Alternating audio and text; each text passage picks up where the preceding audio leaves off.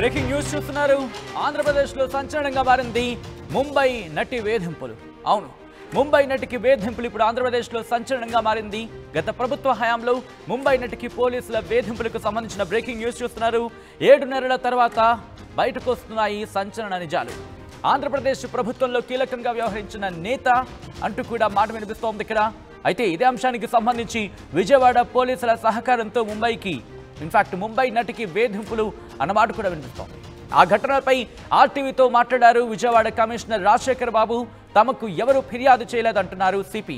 ఫిర్యాదు చేస్తే ఖచ్చితంగా విచారిస్తామంటున్నారు కమిషనర్ ఆఫ్ పోలీస్. ఈ నేపథ్యంలో ఇంకా ఆయన ఏమన్నారు? విజయవాడ సిపి రాజశేఖర్ బాబుతో ఎక్స్క్లూజివ్గా మాట్లాడింది ఆర్టీవీ. మా ప్రతినిధి రాజశేఖర్ ఆయనతో మాట్లాడారు. సిపి రాజశేఖర్ బాబుతో మా ప్రతినిధి రాజేష్ ఫేస్ టు ఫేస్ ఇప్పుడు చూద్దాం. విజయవాడలో ముంబైకి సంబంధించిన ఒక సినీ నటికి సంబంధించిన ఇష్యూ పెద్ద ఎత్తున వివాదం అవుతుంది. ఈ నేపథ్యంలో విజయవాడ నగర కమిషనర్ రాజశేఖర్ బాబు ప్రస్తుతం మనతో ఉన్నారు. దీనిపైన ఏమైనా క్లారిటీ ఇస్తారేమో తెలుసుకునే ప్రయత్నం చేద్దాము. సార్ ఉన్నారు.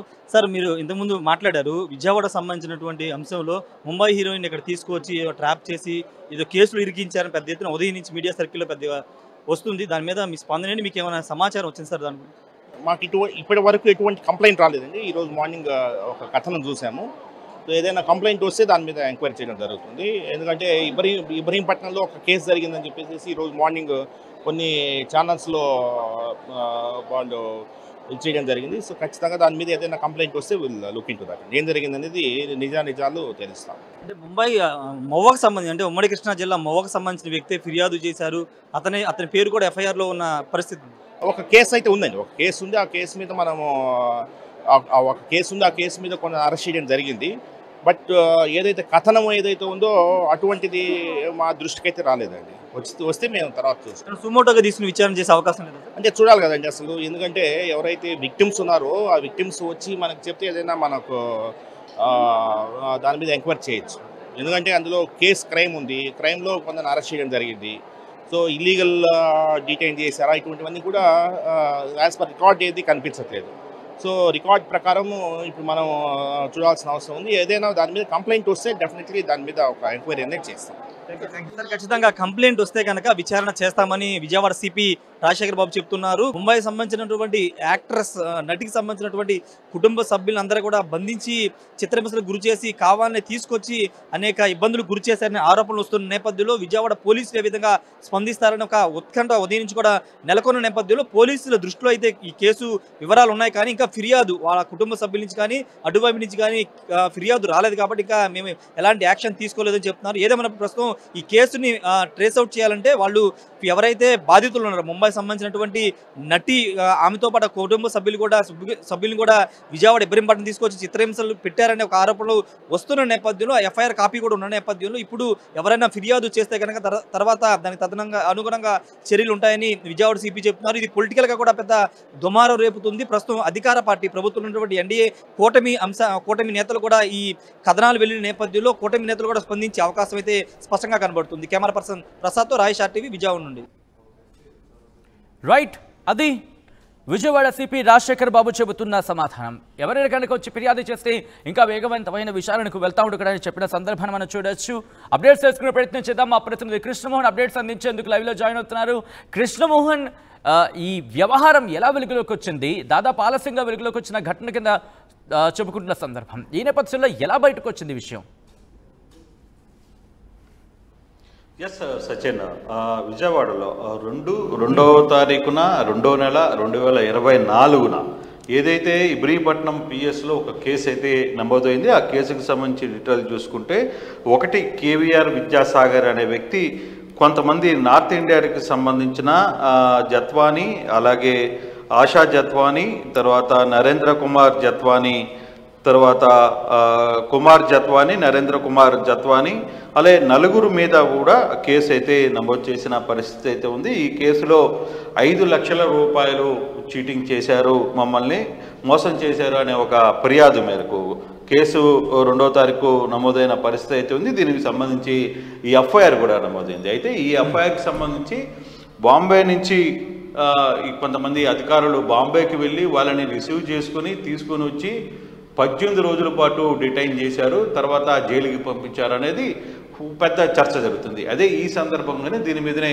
మన రాజేష్ సిపితో మాట్లాడినప్పుడు కూడా ఆయన ఒకటే చెప్పారు, కేసుకు సంబంధించి వాస్తవం అయితే జరిగింది, ఎఫ్ఐఆర్ నమోదైంది, ఈ కేసుకు సంబంధించి వాళ్ళని జైలుకు కూడా పంపించాం. అయితే 7 నెలల తర్వాత ఈ కేసులో అసలు మూలాలు బయటపడుతున్నాయి. అయితే అసలు బాధితులు ఇప్పటి వరకు మా దగ్గరికి రాలేదు అనేది ఒక సందర్భం. అయితే ఏదైతే ఒక ప్రేమ వివాహంగా జరుపుతున్న నార్త్ ఇండియానికి సంబంధించి తర్వాత ఇక్కడ లోకల్గా ఉన్న కొంతమంది వ్యక్తులకు సంబంధించి వ్యవహారం, ఈ పెళ్లిని ప్రేమని చెడగొట్టడానికే ఈ వ్యవహారం అంతా నడిపారు పోలీసులు. 18 రోజులు అక్కడ ఒక దగ్గర డిటైన్ చేశారు, తర్వాత కేసు కట్టిన తర్వాత జైలుకి పంపించారు అనేది ఒక పెద్ద ఎత్తున చర్చ జరుగుతుంది. అయితే ఈ చర్చ మీద మాత్రం పోలీస్ అధికారులు, ఉన్నతాధికారులు ఉదయం నుంచి కూడా చాలా సీరియస్గానే దీని మీద కొంత వర్కౌట్ అయితే చేస్తున్నట్టుగా కనబడుతుంది. మొదట కొంతమంది పేర్లు ఉన్నప్పటికీ ఉదయం నుంచి ఈ టయానికి మాత్రం కొంత పేర్లలో మార్పు కూడా కనబడుతున్న పరిస్థితి చాలా స్పష్టంగా చూస్తున్నాం. కానీ అసలు విషయం ఏం జరిగింది, ఎందుకు బాంబేకి పోలీసులు వెళ్ళారు అంటే కేవలం 5 లక్షల కోసం బాంబేకి ఇంతమంది టీము అక్కడికి వెళ్ళడం అంటే ఇంతమంది టీం దాదాపుగా 2 సిఐలు, ఒక ఎస్ఐ, తర్వాత 2-3 కానిస్టేబుల్ వెళ్ళి బాంబే నుంచి ఈ జట్వాని సంబంధించిన వాళ్ళ ఫ్యామిలీని ఇక్కడికి ఎందుకు తీసుకుని వచ్చారు, ఇక్కడ అసలు ఇక్కడున్న ఎవరైతే ఉదయ్ భాస్కర్ అనే పేరు ఉందో ఉదయ్ భాస్కర్ కంప్లైంట్ దారుడు ఎవరైతే ఉన్నారో విద్యాసాగర్ ఎవరైతే ఉన్నారో ఈ విద్యాసాగర్ దేనికి వాళ్ళతో ఎటువంటి సంబంధం ఉంది, ఎందుకు ఈ కేసు నమోదైంది, 5 లక్షల కోసం అంతమంది ఫ్యామిలీని 5 మంది ఫ్యామిలీని అక్కడి నుంచి ఎందుకు తీసుకుని వచ్చారు, ఎందుకు అరెస్ట్ చేశారనే అంశాలు మాత్రం చాలా సీరియస్గానే తీసుకోవాల్సిన పరిస్థితి. అందులో వీళ్ళని 18 రోజుల పాటు రిటైన్ చేయడమే కాకుండా జైలుకు కూడా పంపించారు. సో ఇటువంటి విషయంలో పెద్ద పెద్ద స్కామర్సో లేకపోతే గుండాలో లేకపోతే ఇక్కడ జరిగిన మర్డర్ సంబంధించిన వ్యవహారాలు అక్కడ ఏదైనా ఉంటే ఇంత పెద్ద టీంని అక్కడికి వెళ్ళి తీసుకుని వచ్చే పరిస్థితి అయితే ఉంటుంది పోలీసులకి. కానీ కేవలం ఒక 5 లక్షల రూపాయల కోసం ఇంతమందిని అక్కడికి పంపించి వాళ్ళని తీసుకురావడం ఏంటి, జైలుకి పంపడం ఏంటి అనేది ఇప్పుడు పెద్ద చర్చ జరుగుతుంది. అయితే ఈ వ్యవహారంలో ఇక్కడ ఎటువంటి అనుమానాలు వ్యక్తం చేయడం జరుగుతోంది కృష్ణమోహన్, ఇటు పోలీసులు కావచ్చు, దర్యాప్తు అధికారులు కావచ్చు, ఎటువంటి అనుమానాలు వ్యక్తం చేయడం జరుగుతోంది, ఎవరైనా వ్యాపారవేత్తలు ఎవరైనా ఉన్నారన్న కోణంలో కూడా దర్యాప్తు ఏమైనా జరుగుతుందా, లేకపోతే ఇంకా అనేక కోణాలు జరుగుతుందా, ఎవరెవరిని అనుమానించడం జరుగుతుంది, ఎటువంటి క్వశ్చన్స్తో వెళ్తున్నారు దర్యాప్తు అధికారులు? ఎస్, డెఫినెట్గా దీంట్లో ఈ ఎఫ్ఐఆర్ని బట్టి చూస్తే మాత్రం కేవలం 5 లక్షల రూపాయల ఒక నగదు కోసం బాంబేలో గుజరాత్లో ఎక్కడో ఉంటున్న ఫ్యామిలీని ఇక్కడి దాకా తీసుకురావడం, వాళ్ళందరినీ డిటైన్ చేయడం, వాళ్ళని మళ్ళీ జైలుకు కూడా పంపడం, తర్వాత వాళ్ళకి బెయిల్ ఇచ్చి కొంతమంది అధికారులే బెయిల్ ఇచ్చి మళ్ళీ గుట్టు చప్పుడు కాకుండా పంపించారు.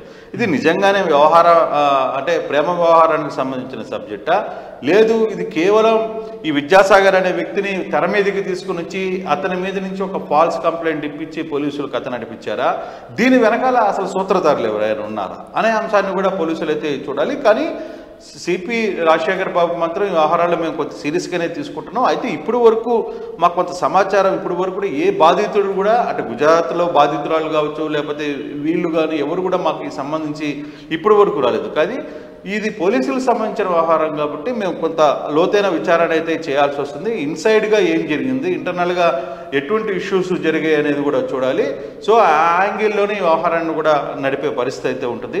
సో ఇప్పటికిప్పుడు ఏం జరిగింది అని అయితే నేను చెప్పలేను అని చాలా క్లియర్గా చెప్తున్నారు. అయితే వ్యవహారం అయితే కొంత ఇన్సైడ్ పోలీసులకు సంబంధించి అత్యుత్సాహం కాబట్టి పోలీసులు వ్యవహారాన్ని ఎంతగా గుట్టు చప్పుడు కాకుండా నడిపారు. కేవలం ఒక ఫ్యామిలీనే అక్కడి నుంచి తీసుకుని వచ్చి ఇక్కడికి, అందులో ఆ అమ్మాయి MBBS చదివింది అంటున్నారు, తర్వాత ఒక సినిమా హీరోయిన్గా సెకండ్ హీరోయిన్స్గా నటిస్తూ ఉంది, కొన్ని సీరియల్స్లో కూడా నటిస్తుంది అనేది కొంత పోలీసుల నుంచి వస్తున్న సమాచారం. ఇంత ఉన్న అమ్మాయిని ఎందుకు ఇక్కడికి తీసుకుని వచ్చారు, వాళ్ళ కుటుంబ సభ్యులను కూడా ఏ నేపథ్యంలో ఇక్కడికి తీసుకుని వచ్చారు, ఈ అన్ని అంశాలను కూడా సిపి కొంత ఎంక్వైరీ చేయాలని చెప్పి ఒక సమయం కోరుతున్నారు. సో చూడాలి ఇది నిజంగానే దీని వెనకాల ఒక పెద్ద నేతలు ఎవరైనా ఉన్నారా, లేకపోతే వ్యవహారం అంతా ఎంత దూరం పోయింది, ఎందుకు అంత దూరం డిటైన్ చేయాల్సిన పరిస్థితి ఎందుకు వచ్చింది, దాదాపుగా 10-15 రోజుల పాటు వాళ్ళని ఇక్కడ డిటైన్ చేయాల్సిన పరిస్థితి ఉంది. అప్పుడు అక్కడ ఉన్న సిఐగా ఎవరైతే ఈ కేసుని ఏవోగా ఉన్న కేసుని ఎవరైతే చేశారో సత్యనారాయణ ముత్యాల, ఆయన ఈ కేసుని ఇన్వెస్టిగేషన్ ఆఫీసర్గా సత్యనారాయణ ముత్యాల అనే వ్యక్తి అప్పుడు సిఐగా ఇక్కడ పనిచేసినట్టుగా ఉంది. ఈ వ్యవహారాలన్నీ కూడా ఎఫ్ఐఆర్ అయితే నమోదైంది కాబట్టి దీనికి సంబంధించి పోలీసులు కూడా కొంత లోతైన విచారణ జరుపుతారు. ఇప్పటికే ఈ వ్యవహారం డీజీపీ స్థాయికి చేరింది. డీజీపీ కూడా వ్యవహారాన్ని కొంత లోతుగా చూడమని చెప్తున్నారు. కాబట్టి ఎటువంటి సిచ్యువేషన్ ఉంటుందో చూడాలి. కానీ ఈ వ్యవహారం మాత్రం ఈరోజు విజయవాడలో పెద్ద హాట్ టాపిక్గానే మారిందని చెప్పాలి. ఈ వ్యవహారంలో మరి పోలీసులు నిజంగానే కథంతా నడిపారా, ఇది వెనకాల ఎవరైనా కొంతమంది నేతలు నడిపారా అంటే ఇది గత ప్రభుత్వంలో జరిగింది. కాబట్టి ఆ వ్యవహారం మీద కూడా ఇప్పుడున్న ప్రభుత్వం కూడా కొంత సీరియస్గా తీసుకునే పరిస్థితి ఉంది. ఈ కథనాలు చూసిన తర్వాత రేపు ఏమైనా బాధితులు కూడా ముందుకు వస్తారా, లేదు వ్యవహారాల్లో బాధితులు కూడా కొంచెం ధైర్యం వచ్చే పరిస్థితి ఉంటుంది. కాబట్టి సో వాళ్ళు ఎవరైనా ముందుకు వచ్చి అసలు జరిగిన కథ ఏంటి, వ్యవహారం ఏంటి చెప్పే ప్రయత్నం చేస్తారా, వీళ్ళు నేరుగా బాధితుల్ని అప్రోచ్ అయ్యే పరిస్థితి పోలీసు ఏమైనా చేస్తుందని కూడా చూడాల్సిన పరిస్థితి ఉంది.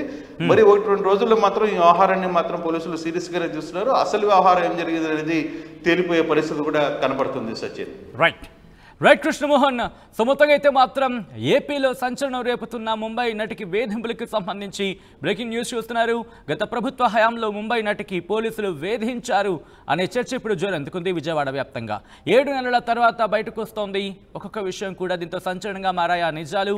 ఆంధ్రప్రదేశ్లోని ప్రభుత్వంలో కీలకంగా వ్యవహరించిన ఓ నేత విజయవాడ పోలీసుల సహకారంతో ముంబై నటికి వేధింపులకు గురి చేసినట్టుగా ఆ అంశానికి సంబంధించి బ్రేకింగ్ న్యూస్ చూస్తున్నారు. ఆ ఘటనలపై ఆర్టీవీతో ఎక్స్క్లూజివ్గా మాట్లాడారు విజయవాడ కమిషనర్ రాజశేఖర్ బాబు. తమకు ఎవరు ఫిర్యాదు చేయలేదన్నారు కమిషనర్ ఆఫ్ పోలీస్. ఫిర్యాదు చేస్తే ఖచ్చితంగా విచారిస్తామంటున్నారు సిపి.